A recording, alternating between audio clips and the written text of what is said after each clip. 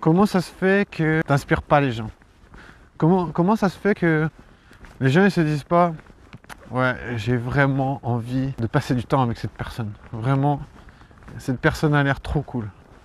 Moi, je pense que si il n'y a personne qui se dit ça, eh bien, il faut travailler sur soi. Je pense que tant qu'il n'y a pas des gens qui disent moi, j'ai envie de connaître cette personne, tant qu'il n'y a pas des gens qui se disent j'ai envie d'inviter cette personne, tant qu'il n'y a pas des gens qui se disent il faut absolument que je passe du temps avec cette personne pour découvrir plus de choses, ben, je pense qu'il va falloir travailler sur toi.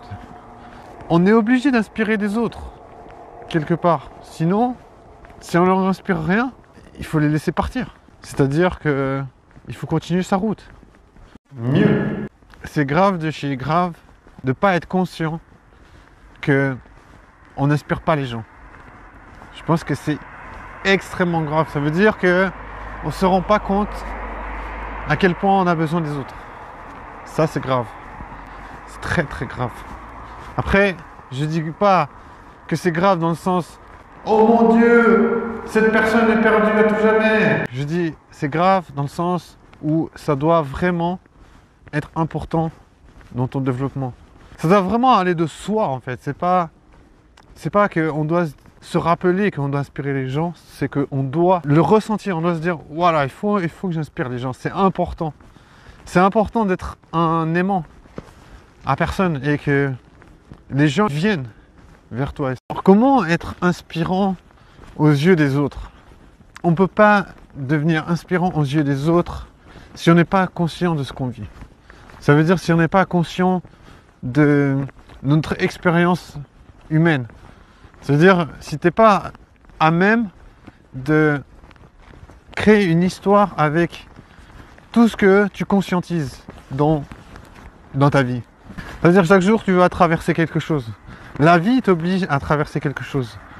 Puisque tu es dans la société, il y a cette pression qui fait que tu dois te conformer à plein de choses. Le fait que tu dois te conformer à plein de choses fait en sorte que ça va te créer une expérience de vie finalement. Savoir en prendre conscience et l'expliquer, c'est important de se dire t'es vivant, ta conscience capture des choses.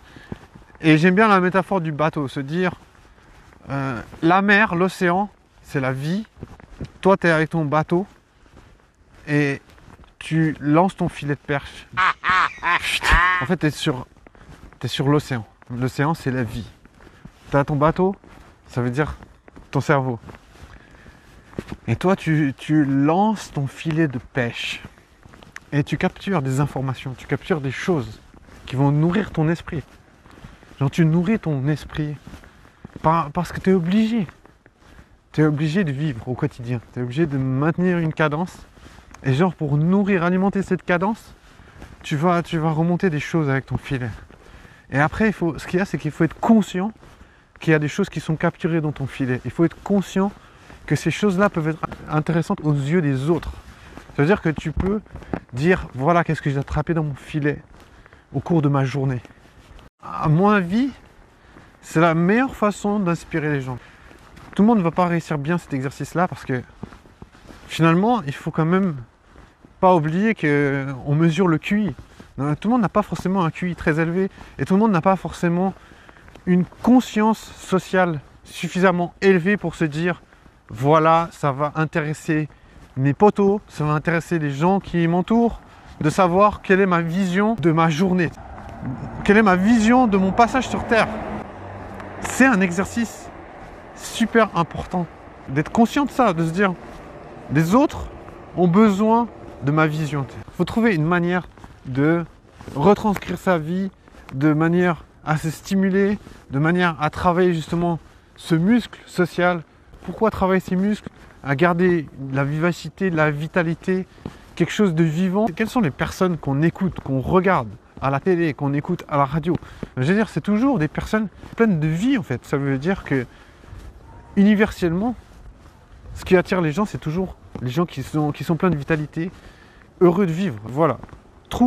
Focus-toi sur comment trouver une cadence, une rythmique, quelque chose qui te stimule, les choses que tu vis au quotidien et qui sont là pour être exprimées.